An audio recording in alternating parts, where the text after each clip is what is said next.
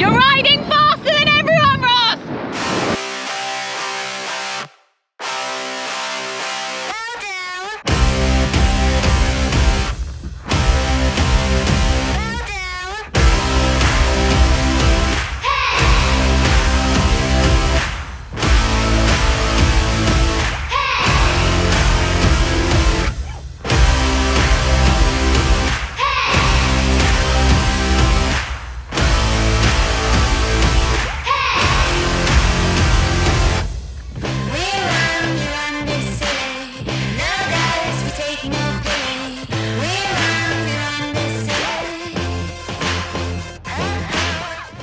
Okay, so before I get the flight home, this is my run through of my race at IRONMAN Texas 2024.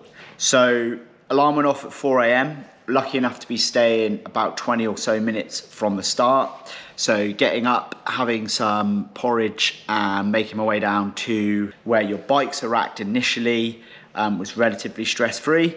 Managed to park pretty close, walk over. On that walk over, we found out that it was a wetsuit swim. Now, as I'm gonna say average swimmer or slightly above average swimmer, that obviously suited me. But I kind of was hoping for a non-wetsuit swim from a sort of performance perspective slash where am I at non-wetsuit, if that makes sense.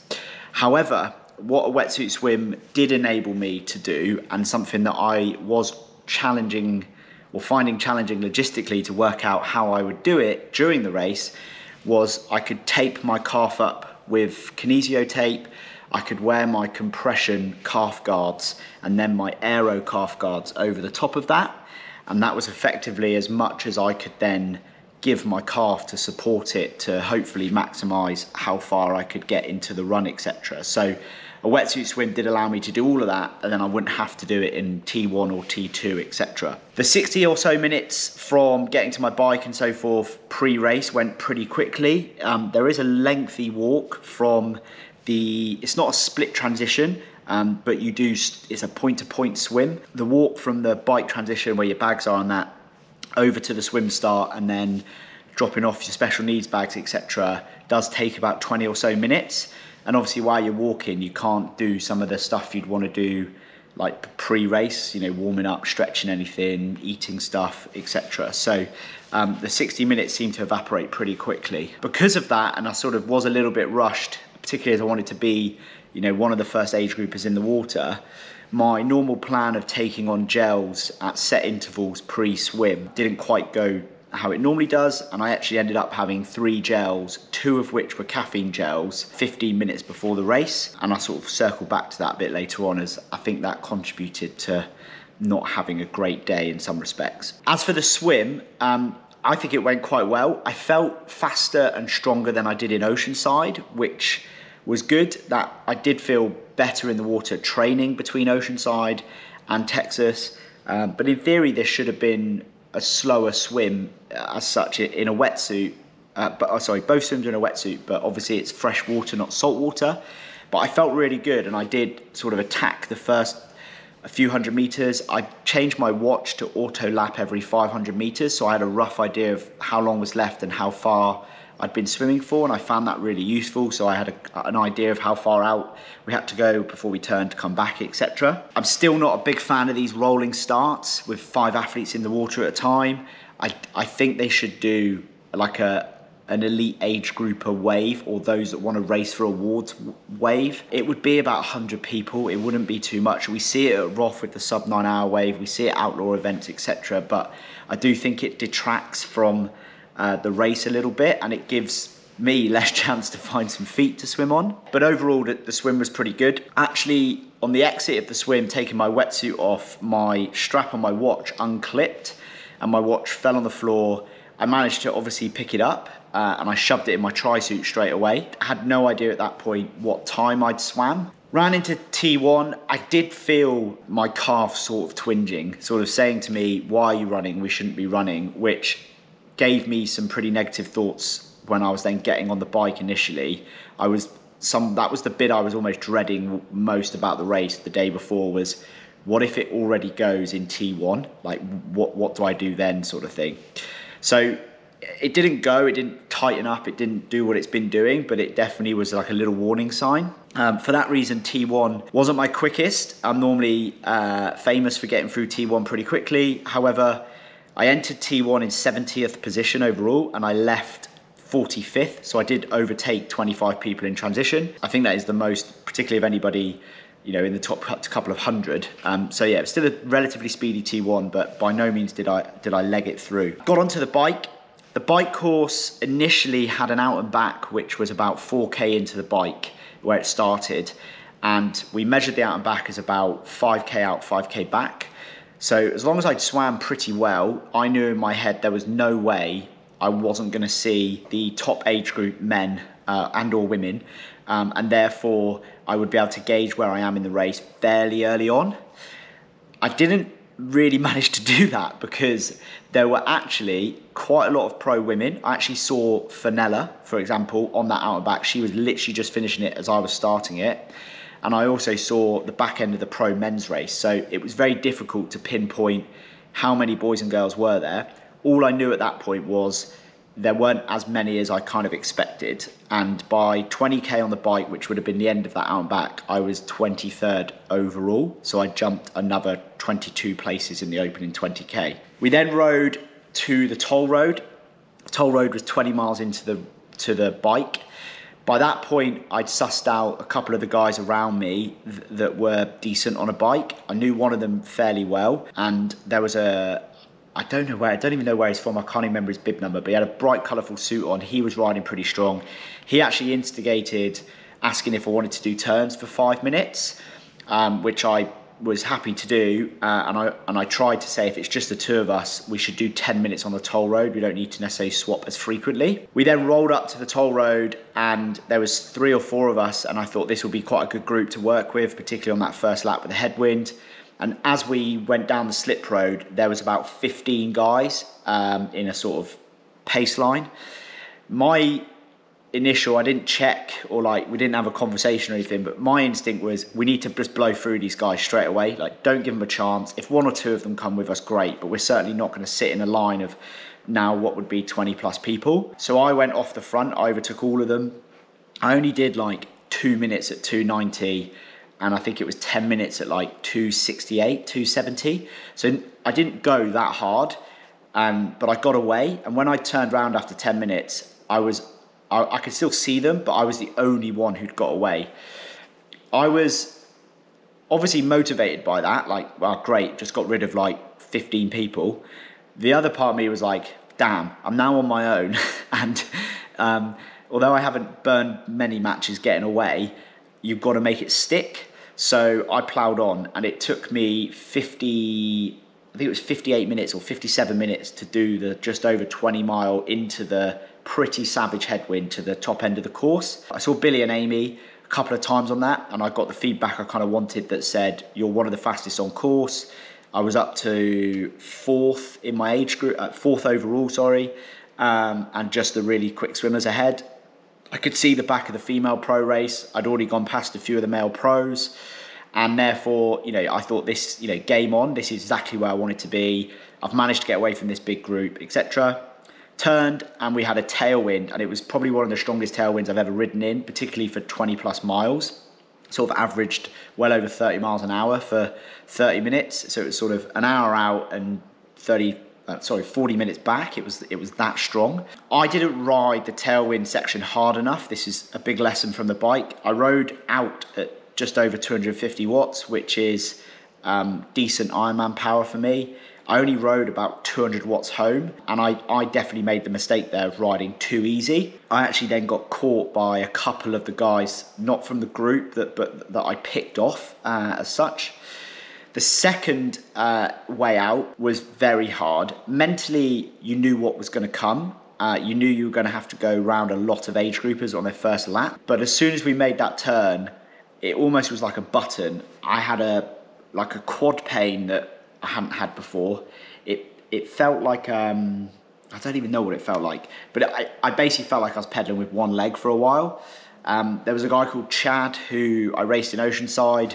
who I was trying to ride with him. I've outridden him before, and I definitely think he was hoping for me to lead and help him a bit. And I was just like a sitting duck. I couldn't hold his wheel.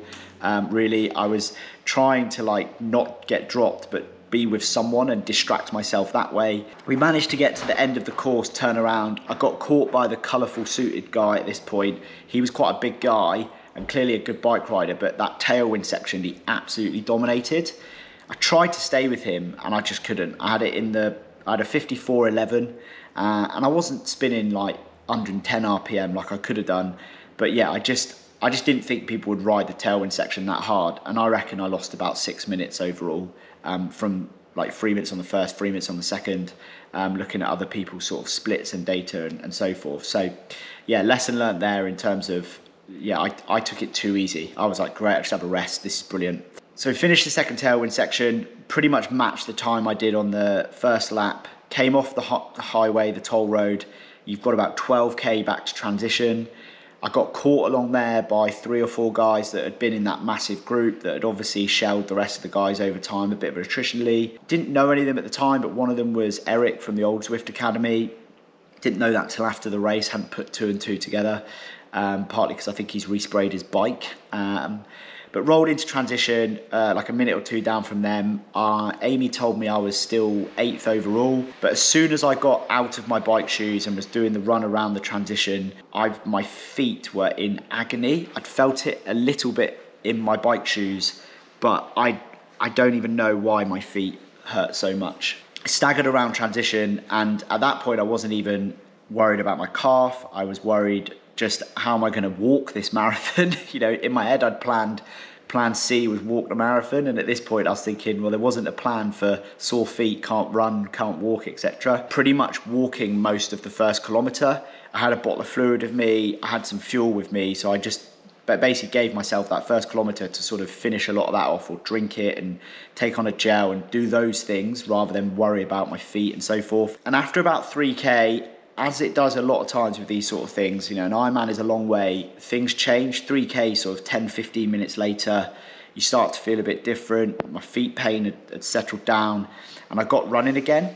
And for about 5 or 6K, I was running sort of 420-ish per K pace, which is relatively quick and a good sort of pace. All I was concentrating at this point was finishing that first lap and being able to run, as that would then equate to a lot less walking for the marathon. It's quite a lonely run course, the first 2/3 of it, particularly when you are at the front end of the race, as there's not a huge amount of support out there. Amy and Billy were elsewhere on the course and so forth. Finished the first lap and then I had quite a severe crash in energy.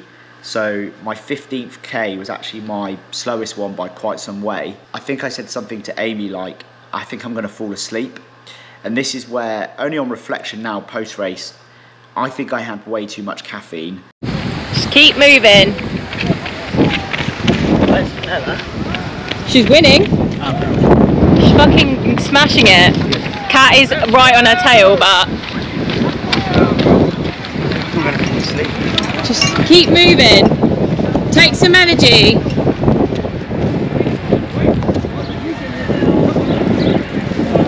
of the hill. Let's go. Well done. Come on, Ross. Well done. Keep your eyes. Maybe not too much, but too much over the day, in the sense that I was going through these high energy surges and drops and back up and down. And you can see it in my run split almost, where I'm running well, 10 minutes before that I had some caffeine. I had a whole can of Red Bull at 17K. Now Ironman don't give Red Bull out anymore, so I actually put one in my special needs bag and I stopped at the aid station and filled up a cup with ice and had that. Again, I felt amazing afterwards, but again, the crash off that later was pretty horrific. And that was effectively it for my run. It was a bit of survival. There was a bit of back and forth with some people I knew that were run walking as well. And I didn't really have any idea of how far backwards I was going. For the most part, my calf held out. I didn't really feel it tightening up or going under tension. I obviously didn't try and run that hard when I was running, so I don't know if I had tried a bit harder, it would have impacted that. But the positive is I got round the marathon and my calf feels okay, and it's 2 days later and it feels okay now. I certainly wouldn't necessarily go for a run straight away, but something I'm not walking away injured, if that makes sense. And that was the race. So overall, I'm obviously pretty disappointed. I'm incredibly happy to have got through it and finished the race and not necessarily have a DNF next to my name. But yeah, to have a fairly decent swim, you know, I didn't swim under an hour last year in both my Ironman. So to get back under an hour, I feel like I'm making progress finally. The swim volume's paying off and I'm starting to feel the water a bit differently. And I certainly intend to build on that through the rest of the season. You know, the bike is in a great place. I obviously, it looks good on paper, the bike split as a time, but I rode it incredibly poorly in terms of, you know, rode off the front, didn't blow up, but didn't ride hard enough on the easy sections and then struggled a bit at times. But yeah, didn't quite execute where that bike performance should be. It should have been 10 or so minutes quicker and kind of right up there, if that makes sense. And then the run was the thing that I came here for. This is a runner's race, I was told. You know, if you swim and run well here and you kind of pedal around the bike, you can do really well. So that was the box I wanted to tick pre-Kona, was have an awesome run off the bike, go into the summer fully confident in where that's at and know that I can do it in a championship field. So yeah, a lot to reflect on, a lot to think about in the next few months. Not 100% sure what the plan is going to be. I could race in 6 to 8 weeks time. I could wait till Kona, but that will be, a decision will be made in the next week or two. Logistics and asking for permission and stuff like that needs to happen first. But yeah, watch this space. Any questions, any comments, any feedback, drop it in the comments below. If you have made it to the end of this video, you are one of the loyal fans and I appreciate you. And I will catch you in the post-Ironman recovery blues phase, I expect. Cheers.